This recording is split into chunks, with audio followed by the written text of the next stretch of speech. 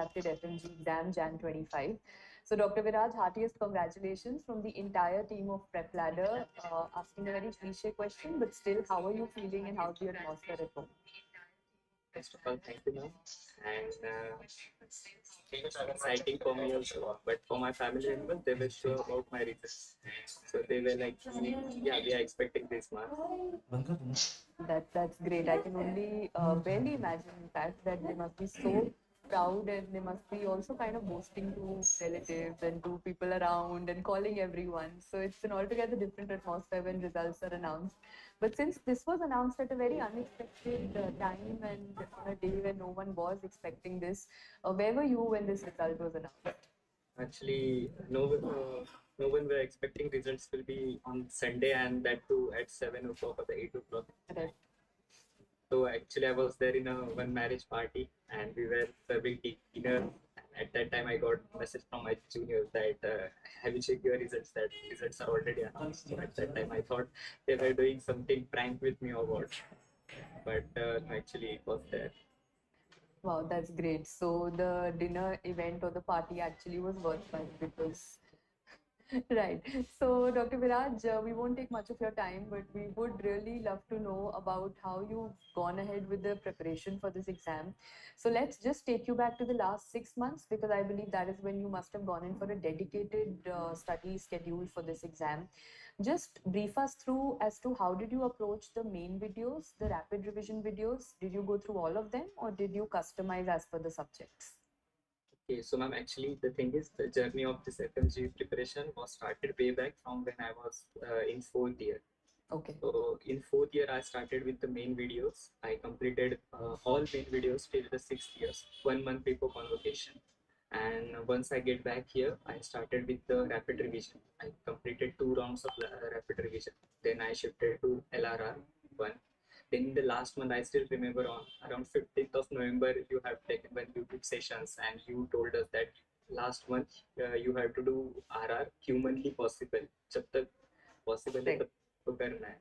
So RR, the third round of RR was completed in December itself, and from the 1st of January was with LRR.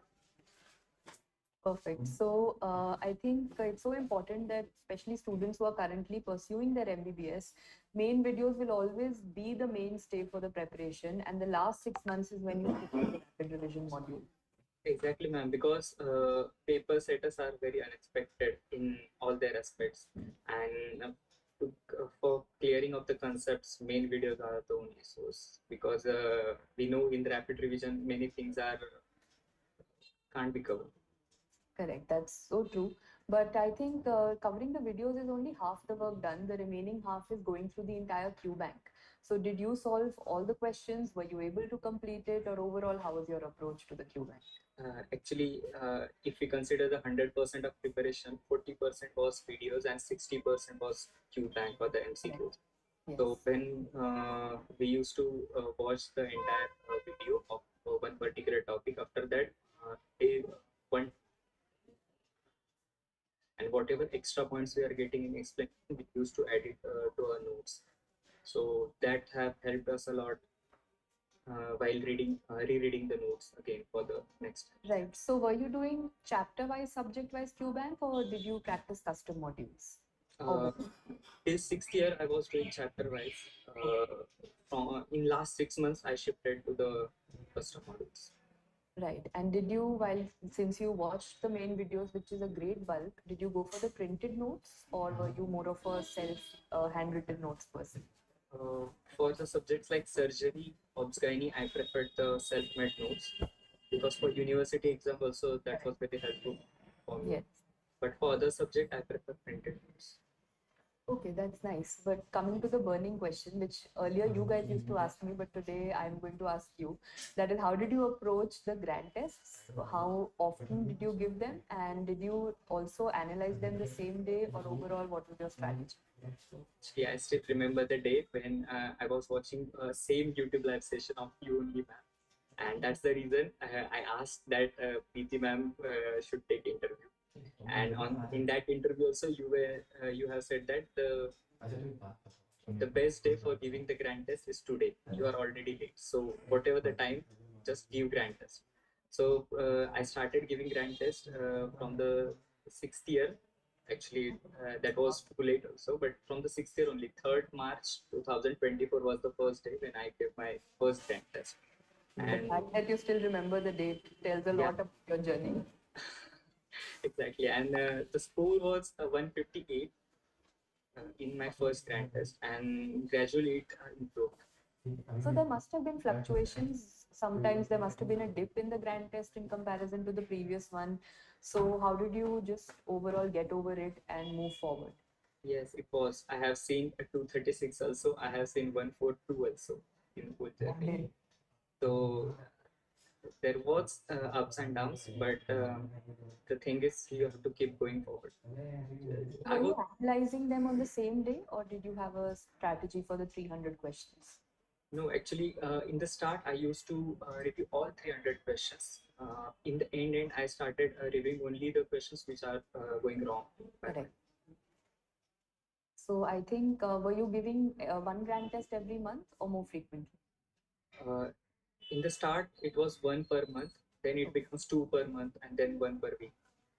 Okay, that's great. So I think most students have this, fear of giving grand tests. They believe when we'll finish all the 19 subjects is when we'll start giving grand tests. So what is that one advice regarding GTs that you would want to give to students?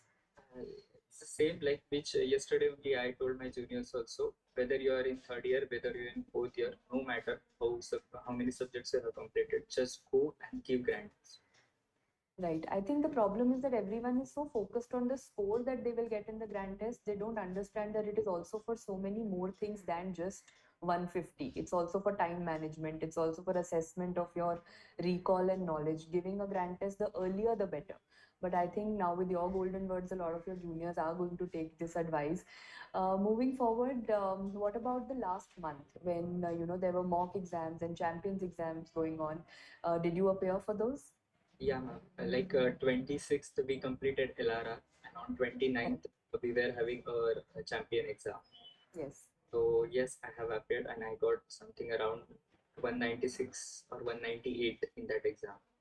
So many friends were suggesting that hard होता है exam हो, Correct, yes. so demotivate हो जाओगे. But still, I remember in that YouTube session, in LRR only, you have told that इससे बुरा तो कुछ नहीं होगा.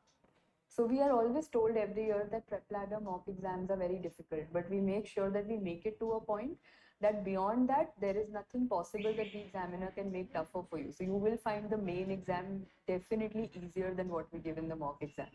Yes, ma'am. और कभी कभी ऐसा एग्जाम में होता है कि अगर कोई हार्ड क्वेश्चन आए तो थोड़ा सा डर लगने लगता है Correct. But like difficulty level अगर प्रैक्टिस के वक्त हाई रखे ना तो मेन एग्जाम में उसका हेल्प होता Right, that's so true. Now, taking you to the most important thing, that is this time, everyone told us that paper one was more tricky and, of course, a little more difficult than paper two. So, that brings us to the fact that paper one subjects, that is your first and second prof subjects, become very important, which a lot of students neglect because they feel final year subjects have a lot of weightage. So, they should, probably pay more time and attention to that. So, one piece of advice for these three paraclinical subjects for your juniors. The only thing is never ever underestimate biochemistry, never ever underestimate anatomy, physiology, because they are the one which will help you to score many things like 17, 17, 15 marks per subject. So it's a huge. And everyone, while preparing, everyone was like, biochem, just do the LMR or the any 7 pages PDF and it's sufficient. But this time, everything was changed because 20 questions were, I think, from biochemistry. Yes, and also this time there were no previous year questions. Like many students have come back saying not a single one of them got repeat. Yeah, actually, in the paper, I was searching for vitamins. Where are they? Yes. The two questions were from vitamins. So this time there has been a shift, but that also brings a very important thing, that you were able to get such an amazing score because somewhere you made a very strong foundation during your MBBS days. You've not just gone in for only the crash courses, you've gone through main videos once, you've cleared your concepts, and that is eventually what pays off in the long run. But at a score of 232, Dr. Viraj, everyone is probably contemplating that you have been a bookworm and all that you've done is studying all throughout. So, did we have days when you were not studying, not motivated enough to study? Did you have those, when a cheat day converts into a cheat week and you've not sat and studied for 4, 5 days at a stretch? Yes, obviously, it's obvious. They were there even from the fourth year also. Like I used to tell this thing to my juniors also that plan your Sunday like your off day. That Oh, never ever waste your Sundays for anything, whatever it may be, provided that you don't have exam on Monday. So you have to take off on Sunday. So obviously, like it was not it was not actually it was a continuous and sustained thing. Like every day I have to do this 4 hours, 5 hours, 6 hours. That's it. right. So I think a proper strategy and mindset is so important. But during the exam, of course, no matter how well prepared you are, you will have palpitations, you will have, sweaty palms, you will feel that, everything is crashing. So did that moment come during the exam when you felt that, this is not going the way I thought it to be? Yes, ma'am. It was happening. I was feeling that I'm forgetting everything. I have not studied anything. But still, the only thing which I like very much that the faculties of PrepLadder was there with us till the last, till end moment. So, like one day before only, you have taken a session that how to approach all these things, anxiety, then everything, reach the centers before every small things you were telling us, and that helped us a lot. Also, the one thing that Neha Taneja ma'am have taken our 50 images of PSL that session. And actually, almost 12 questions was there from that video.